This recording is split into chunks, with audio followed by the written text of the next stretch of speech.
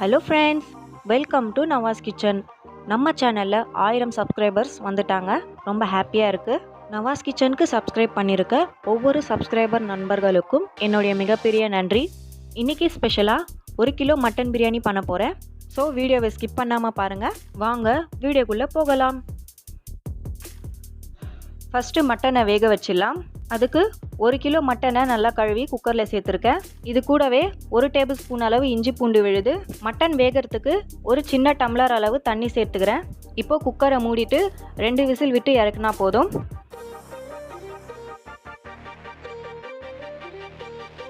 Mutton 2 whistle விட்டு இறக்கியாச்சு. இப்போ இதை ஓப்பன் பண்ணி பார்க்கலாம். மட்டனை குக்கரில் ரொம்ப நேரம் வேக வைக்கக்கூடாது. 2 விசில் விட்டு இறக்குனா போதும். 1 கிலோ பாஸ்மதி அரிசியை ஊற வச்சுருக்கேன்.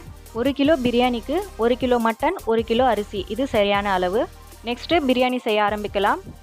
இப்போ ஸ்டவ் ஆன் பண்ணி இந்த மாதிரி ஒரு அகலமான பாத்திரத்தில் 1.5 கப் அளவு சமையல் எண்ணெய் சேர்த்துக்கிறேன். எண்ணெய் நல்லா சூடானதுக்கப்புறம் பட்டை லவங்கம் 10, 5 ஏலக்காயை சேர்த்துக்கிறேன். 1/4 கிலோ வெங்காயத்தை இந்த மாதிரி நீள்வாக்கில் கட் பண்ணி வச்சுருக்கேன். இப்போ இதை சேர்த்துக்கலாம். வெங்காயம் நல்லா பொன்னிறமாக ஆகிற வரைக்கும் நல்லா வதக்கிக்கலாம். வெங்காயம் இந்த மாதிரி பொன்னிறமாக ஆனதுக்கப்புறம் ஃப்ரெஷ்ஷாக அரைச்சி வச்சுருக்க இஞ்சி பூண்டு விழுது 1 கப் சேர்த்துக்கிறேன். பிரியாணிக்கு இஞ்சி பூண்டு விழுது ஃப்ரெஷ்ஷாக அரைச்சி சேர்த்திங்கன்னா தான் நல்லா மணமாக இருக்கும். இந்த இஞ்சி பூண்டை நல்லா 1 நிமிஷம் வதங்கினதுக்கப்புறம் வேக வச்சுருக்க மட்டனை இதில் சேர்த்துக்கலாம். அதில் இருக்க தண்ணி சேர்க்க தேவையில்ல, நம்ம கடைசியாக சேர்த்துக்கலாம். இந்த மட்டனை லேசாக வதக்கிக்கலாம். நெக்ஸ்ட்டு இதில் 1/4 கிலோ தக்காளியை கட் பண்ணி வச்சுருக்கேன். இப்போ இதில் சேர்த்துக்கிறேன். இந்த தக்காளி 5 நிமிஷம் வரைக்கும் வதங்கட்டும். தக்காளி வதங்கினதுக்கப்புறம் பச்சை மிளகாய் 10, 1/4 கட்டு புதினா, 1/4 கட்டு கொத்தமல்லி சேர்த்துக்கிறேன். சேர்த்ததுக்கப்புறம் கொஞ்ச நேரம் வதக்கிக்கலாம்.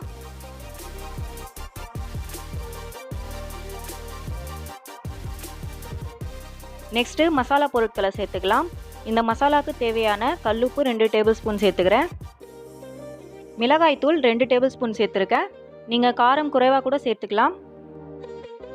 அப்புறம் இதில் 1 எலுமிச்சை பழத்தோட சாறை சேர்த்துக்கிறேன்.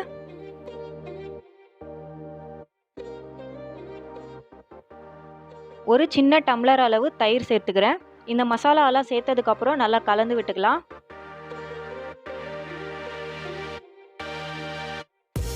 மசாலா கலந்ததுக்கப்புறம் தண்ணி சேர்த்துக்கலாம். மட்டன் வேக வச்ச தண்ணி 1 கப் அளவு இருந்துச்சு, இதை சேர்த்துக்கிறேன். தண்ணி அதே கப்பில் 1.5 கப் அளவு தண்ணி சேர்த்துக்கிறேன். டோட்டலாக நான் 2.5 கப் அளவு தண்ணி சேர்த்துருக்கேன். இது மேலே தட்டை வச்சு மூடிட்டு 15 நிமிஷம் நல்லா வேகட்டும். 15 நிமிஷத்துக்கு அப்புறம் ஓப்பன் பண்ணி பார்க்கலாம். மசாலா நல்லா வெந்துன்னு இருக்குது. இந்த மசாலாவில் கொஞ்சமாக தக்காளி, கொஞ்சமாக வெங்காயம், அப்புறம் கொஞ்சமாக புதினா இதை சேர்த்துட்டு 1 நிமிஷம் நல்லா கொதிக்க விட்டு இறக்கிடலாம். இதை எதுக்காக சேர்க்குறேன்னா பிரியாணி இன்னும் நல்லா டேஸ்ட்டாக இருக்கும்.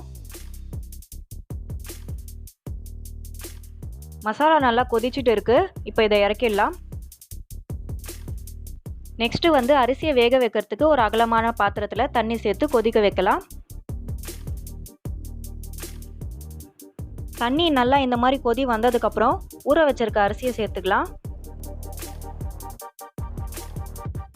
அரிசி சேர்த்ததுக்கப்புறம் தேவையான அளவு கல்லுப்பு சேர்த்துக்கிறேன். 2 கைப்பிடி அளவு கல்லுப்பு சேர்த்துருக்கேன். இது கூட ஒரு பிஞ்ச் அளவு ஃபுட் கலர் சேர்த்துருக்கேன். கலர் உங்களுக்கு வேண்டாம்னா நீங்கள் ஸ்கிப் பண்ணிடலாம். அப்புறம் 1 டேபிள் ஸ்பூன் அளவு எண்ணெய் சேர்த்துக்கிறேன். இது சாதம் ஒட்டாமல் இருக்கிறதுக்காக சேர்த்துருக்கேன். அரிசி முழுசாக வெந்துடக்கூடாது, பாதி வெந்திருக்கணும், பாதி வேகாமல் இருக்கணும். அந்த மாதிரி வந்ததுக்கப்புறம் இதை வடிகட்டிடலாம். அரிசி இதிலே முழுசாக வேக வச்சிட்டிங்கன்னா பிரியாணி தம் போட்டு இறக்கும்போது ரொம்ப குழஞ்சிடும். பிரியாணி நல்லா உதிரியாக இருந்தால் தான் நல்லாயிருக்கும். இப்போ நான் சாதத்தை வடிகட்டி தனியாக எடுத்து வச்சுருக்கேன். வடிகட்டின சாதத்தை மசாலாவோட சேர்த்துடலாம். இந்த மாதிரி யூஸ் ஆகாத தட்டு இல்லைனா தோசைக்கல் இருந்துச்சுன்னா அடுப்பு மேலே வச்சுக்கலாம். இந்த தட்டை எதுக்காக வைக்கிறேன்னா பிரியாணி தம் போடும்போது அடி பிடிக்காமல் இருக்கும், அதுக்காக தான் நான் வச்சுருக்கேன். இப்போ ஸ்டவ் ஆன் பண்ணி அடுப்பு சிம்மில் வச்சுருக்கேன். இதுக்கு மேலே அந்த மசாலா பாத்திரத்தை எடுத்து வச்சுக்கலாம். இந்த மசாலாவில் 3 டேபிள் ஸ்பூன் அளவு நெய் சேர்த்துக்கிறேன். நெய் சேர்த்திங்கன்னா இன்னும் நல்ல மணமாக இருக்கும். நெய் சேர்த்ததுக்கப்புறம் ஒரு வாட்டி கலந்து விட்டுக்கிறேன். நெக்ஸ்ட்டு இதில் வடிகட்டின சாதத்தை இந்த மசாலாவோட சேர்த்து நல்லா கலந்துக்கலாம்.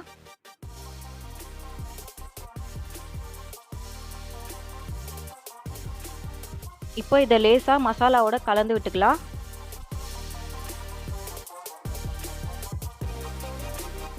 மசாலாவோட நல்லா கலந்ததுக்கப்புறம் ஒரு தட்டை வச்சு மூடிடலாம். இந்த பிரியாணிக்கு மேலே சாப்பாடு வடிகட்டின தண்ணி எடுத்து வச்சுருக்கேன். அந்த தண்ணிக்கு மேலே ஒரு தட்டை வச்சு மூடிடலாம். இதை தம்மில் வைக்கிறதுக்கு 25லேருந்து 30 நிமிஷம் வரைக்கும் தம்மில் வைக்கலாம். இப்போ இந்த பிரியாணியை ஓப்பன் பண்ணி பார்க்கலாம். அவ்வளோதான், மட்டன் பிரியாணி சூப்பராக ரெடியாக இருக்குது. அதே மாதிரி பிரியாணி நல்லா உதிரியாக இருக்குது.